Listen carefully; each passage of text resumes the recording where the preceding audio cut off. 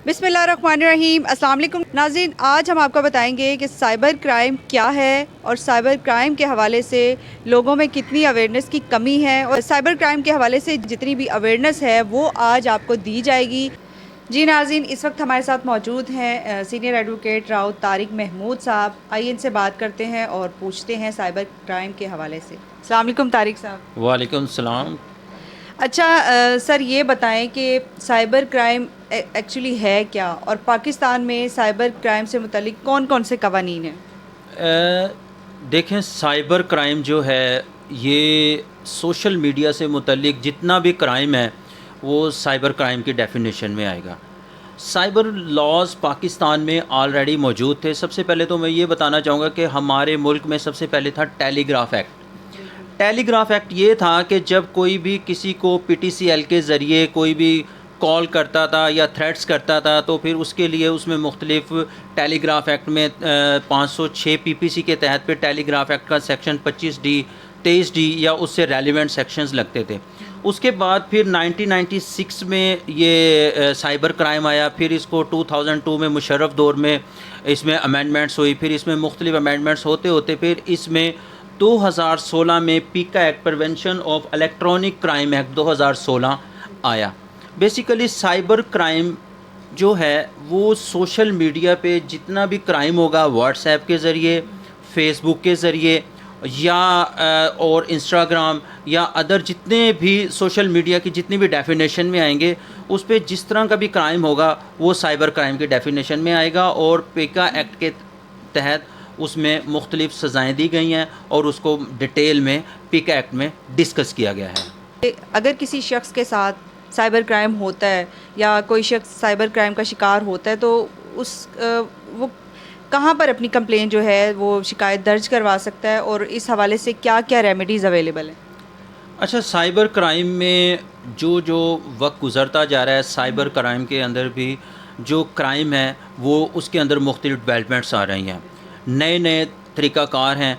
पहले लोगों के जहन में यही होता था कि साइबर क्राइम में ख़वातीन की हरासमेंट है या उसमें कोई फ़ेक अकाउंट बना लेना। वैसे तो साइबर क्राइम के अंदर जो सबसे ज़्यादा क्राइम है वो किसी का फ़ेक अकाउंट बना के उसको ब्लैकमेल करना, जिस तरह मुख्तलिफ़ लोगों ने और ख़ास तौर पे जो कॉलेज के या यूनिवर्सिटीज़ के स्टूडेंट्स हैं, बच्चे बच्चियाँ, उन्होंने मुख्तलिफ़ लोगों को, मुख्तलिफ़ अपने फ़ेलोज़ को उन्होंने ब्लैकमेल करने के लिए या उन्होंने मजाक के तौर पे, जो कि वो इस चीज़ से नावाकिफ़ हैं, लाइल्म है कि ये भी एक क्राइम है, उन्होंने मुख्तलिफ़ ख़वातीन की पिक्चर्स लगा के, जिस तरह वो मिसाल के तौर पे कहते हैं कि माँ बाप ने तो बेटा पैदा किया था लेकिन फ़ेसबुक पे वो बेटी बन जाता है।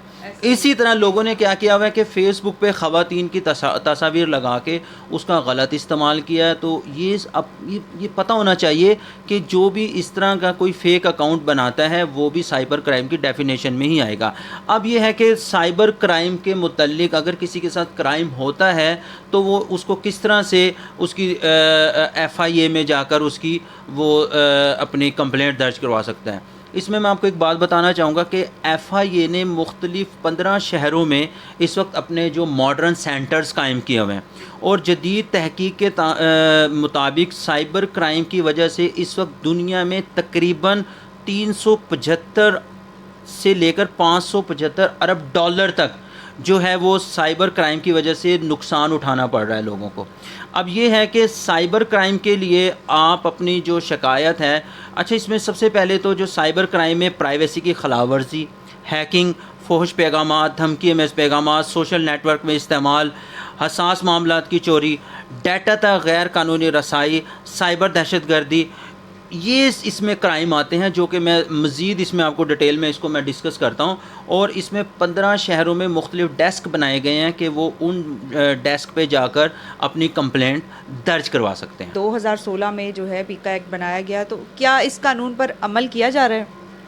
जी, इसमें यह है कि फ़र्स्ट ऑफ़ ऑल तो जिन लोगों के साथ साइबर क्राइम होता है वो सबसे पहले तो जो हमारा सिस्टम है उस सिस्टम से वो नावाकिफ़ हैं।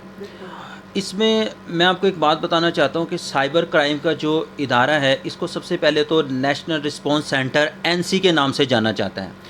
आप जब इंटरनेट यूज़ करते हैं तो URL जो होता है उस पर आप www.nr3c.government.pk اس پر ایک بٹن ہوگا, آپ اس کو کلک کریں گے. جب آپ اس کو کلک کریں گے تو اس پہ آن لائن بھی آپ اپنی کمپلینٹ درج کروا سکتے ہیں. یہ اور اس میں یہ ہے کہ جب آپ اس بٹن کو پریس کریں گے تو وہ جب بٹن کھلے گا تو اس میں ایک فارم آ جائے گا. اس فارم میں آپ اپنی پہلے معلومات دیں گے اور پھر اس میں آپ اپنی شکایت درج کروا سکتے ہیں.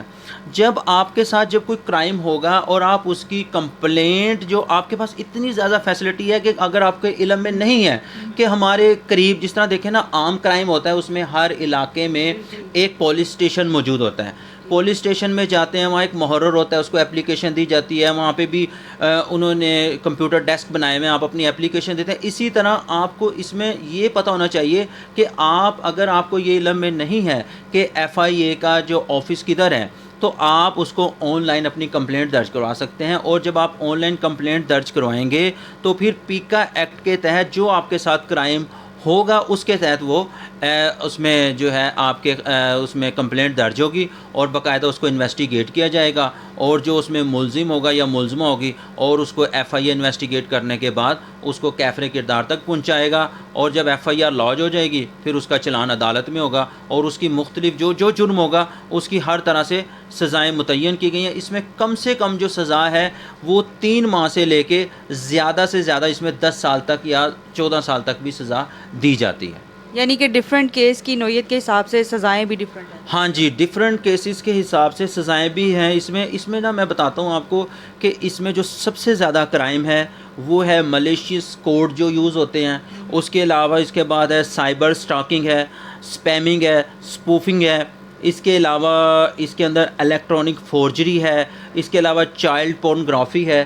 یہ سب کے الگ الگ سیکشن ہیں, جس طرح سیکشن 23 ہے, 24 ہے, 25 ہے, 26 ہے, 21 ہے, 20 ہے, 13, 14, 16. یہ سارے کے سارے پیکا ایکٹ میں سیکشن ہیں اور اس میں ہر ایک کی الگ الگ سزا ہے اور الگ الگ سزائیں اور الگ الگ جرمانہ اس میں دیا گیا ہے. اب یہ بتائیں کہ پیکا ایکٹ کے تحت جو جرائم سے متعلق ہیں وہ کتنی دفعات شامل ہیں اور اس میں کم سے کم اور زیادہ سے زیادہ سزائیں کتنی ہیں؟ اچھا, میں نے یہ پہلے بھی آپ کو بتایا تھا کہ جو پیکا ایکٹ ہے اس کے اندر جو سزائیں ہیں وہ سیکشن 3 سے لے کے تقریباً سیکشن جو 26 ہے اس تک, اور اس کے بعد 34 اور 35 اور 36 میں بھی سزائیں ڈسکس کی ہیں. ہر اوفینس کی, ہر جرم کی, ہر کرائم کی الگ الگ سزا ہے. اس میں نے بتایا تھا کم سے کم 3 ماہ سزا ہے اور زیادہ سے زیادہ اس میں 10 سال یا اس میں 14 سال تک بھی سزا دی جا سکتی ہے. اور اس میں جو کم سے کم جرمانہ ہے وہ 50,000 ہے اور زیادہ سے زیادہ اس میں 1 کروڑ سے بھی زیادہ فائن ہوگا, یا دونوں صورتوں میں سزا بھی ہے اور جرمانہ بھی ہے. اور اس کے اندر یہ ہے کہ کچھ جرائم ایسے ہیں جو کہ جو ہے اس میں کمپاؤنڈیبل ہیں, ورنہ عموماً اکثر جو جرائم ایسے ہیں کہ جس میں آپ راضی نامہ بھی نہیں کر سکتے اگر اس کی ایف آئی آر لانچ ہو جائے. اور باقاعدہ طور پہ ایف آئی اے کا جو ایک طریقہ کار ہے ایف آئی آر لانچ کرنے کا وہ بڑا ہی طویل ہے. اچھا, اس میں ایک اور بات میں بتانا چاہوں گا. اس میں اگر سائبر کرائم کے تحت جو کرمنلز ہیں ان کو تو اس میں انوالو کیا جا رہا ہے, لیکن اس میں اس ایکٹ کا ناجائز فائدہ بھی اٹھایا جا رہا ہے. اس میں کچھ لوگ ایسے کرتے ہیں کہ خود سے کسی کے نام کا اکاؤنٹ بنا کے خود سے اپنے آپ کو میسیجز بھیجنے, خود سے اپنے آپ کو ہراس کرنا اور پھر اپنی کوئی پریویس جو اینیمٹی ہے اس کا ایڈوانٹیج لیتے ہوئے وہ الٹا آپ کے خلاف آپ کا ایک اکاؤنٹ شو کروا کے آپ کے نام کا, آپ کی تصویر کے ساتھ آپ کے خلاف ایک ایف آئی آر درج کروا دیتے ہیں. اس میں بھی باقاعدہ طور پہ ایف آئی اے کو یہ چاہیے کہ انویسٹیگیشن جو ایجنسیز ہیں, جو انویسٹیگیشن آفیسر ہیں, وہ باقاعدہ معاملے کی جانچ پڑتال کے بعد ہی انکوائری, اچھا اس میں انکوائری پہلے ہوگی پھر ایف آئی آر لانچ ہوگی. اگر انکوائری میں ایویڈنس موجود نہیں ہے یا وہ چیزیں موجود نہیں ہیں, کیونکہ اس کے اندر جو سارے کا سارا ہے وہ فورینزک کے لیے وہ لیبارٹری بھجوایا جاتا ہے, کیونکہ اس میں یہ ڈاکومنٹس کے ذریعے یہ دیکھنا ہوتا ہے, تصدیق کرنی ہے پہلے. اس لیے اس کے اندر ایف آئی آر لانچ ہونے کے بعد اس میں سزائیں ہیں, 2 سال سزا بھی ہے, 3 سال بھی ہے, 3 ماہ بھی ہے. اسی طرح اس کے اندر 7 سال اور 14 سال تک بھی سزا دی گئی ہے. اور اس کے اندر جو حساس ہمارے معاملات ہیں, جس طرح ہمارا اتنا بڑا اہم ادارہ ہے, ہر بندہ اس کی عزت کرتا ہے, آرمی کا ادارہ ہے. آپ کا کوئی ہمارے ملک کا دشمن کوئی انڈیا میں بیٹھ کے وہ کسی ایکٹریس کے نام سے آپ کے ساتھ چیٹنگ کر رہا ہے اور چیٹنگ کرتے کرتے اس نے کچھ ایسی معلومات آپ سے لے لی ہیں, تو آپ یاد رکھیے گا کہ آپ سائبر ٹیررسٹ کی ڈیفینیشن میں آئیں گے اور آپ کو سائبر ٹیررسٹ کے طور پہ آپ کو پیک ایکٹ کے ذریعے آپ کو باقاعدہ طور پہ اس میں سزا بھی دی جائے گی اور آپ کے خلاف قانون بھی حرکت میں آئے گا. لہٰذا ہمیشہ سوشل میڈیا کا استعمال جو ہم نے وہ محتاط انداز میں کرنا ہے اور سوچ سمجھ کے کرنا ہے, اور اس کے لیے ہمیں باقاعدہ اویئرنیس کی ضرورت ہے اور ہمیں اویئرڈ ہونا پڑے گا. اچھا, اس کے ساتھ ہی میں ایک اور ریلیٹ کرتی ہوں کویسچن یہ ہے کہ سائبر کرائم کے جرم میں جو بھی ملوث ہوتا ہے شخص یا جو بھی ملزم ہوتا ہے اس کی ضمانت بھی ہو جاتی ہے؟ جی ہو جاتی ہے, کیوں نہیں. دیکھیں قانون میں ہر جرم کی سزا بھی ہے اور ہر جرم کی جو فردر انکوائری ہے وہ بھی دیکھنی ہوتی ہے. میں نے جس طرح بتایا نا کہ اس میں ضروری نہیں ہے کہ جس شخص کے خلاف FIR درج ہوئی ہے, درج کروائی گئی ہے, وہ بندہ ملزم ہوگا یا مجرم ہوگا. لیکن وہ کوئی بھی شخص انوسینٹ بھی ہو سکتا ہے. پھر قانون کے اندر گنجائش رکھی گئی ہے. ہماری CRPC یا 497 یا 498 ہے کہ جو کیس فردر انکوائری کا ہوگا اس میں 497(2) کے تحت اس کو مزید تحقیق و تفتیش طلب جو کیس ہوگا اس میں اس کی ضمانت ہوتی ہے, اور مختلف کیسز کے اندر ضمانت ہو بھی چکی ہیں, ہائی کورٹ کے ذریعے بھی ہوئی ہیں, کیونکہ اس میں کچھ اوفینسز ایسے ہیں جن کی سزائیں کم ہیں, 2 سال بھی ہے. اور اس میں بتاؤں آپ کو قانون میں ابھی بھی اس کے اندر مزید اس میں امینڈمنٹس کی ضرورت ہے, اور وقت کے ساتھ ساتھ اس میں امینڈمنٹس ہونا چاہیے, کیونکہ کچھ کرائم ایسے ہیں جو کہ وہ کرائم تو بڑے ہیں لیکن ان کی سزائیں جو ہیں وہ کم رکھی گئی ہیں. اسی وجہ سے وہاں پہ جب انویسٹیگیشن میں جب ہم دیکھیں کوئی بھی کیس ہے نا وہ ایویڈنس پہ ہے. اصل میں ہمارے یہاں لوگ پراپر ایویڈنس پرووائڈ نہیں کرتے. وہاں پہ جو وقوعے کے وٹنسز ہوتے ہیں وہ موقع پہ وہاں پہ اپنی اسٹیٹمنٹ ریکارڈ نہیں کرواتے. جو یہ ساری کی ساری ڈیورنگ انویسٹیگیشن جو خامیاں ہوتی ہیں اس کا فائدہ ملزم کو ملے گا, اور لہٰذا ظاہری بات ہے جس طرح ادر کرائمز ہیں 302 ہے, 324 ہے, ٹیررسٹ ہے, نارکوٹکس ہے, تو اس میں اگر سزائیں لوگوں کو سزاؤں کے باوجود لوگوں کی ضمانت ہو سکتی ہے تو اس میں بھی ضمانت ہو سکتی ہے, کیونکہ کچھ اوفینسز ایسے ہیں جو کہ بے لیبل اوفینسز ہیں, اور بے لیبل اوفینسز میں ایز اے رائٹ ان کو ضمانت دی جائے گی.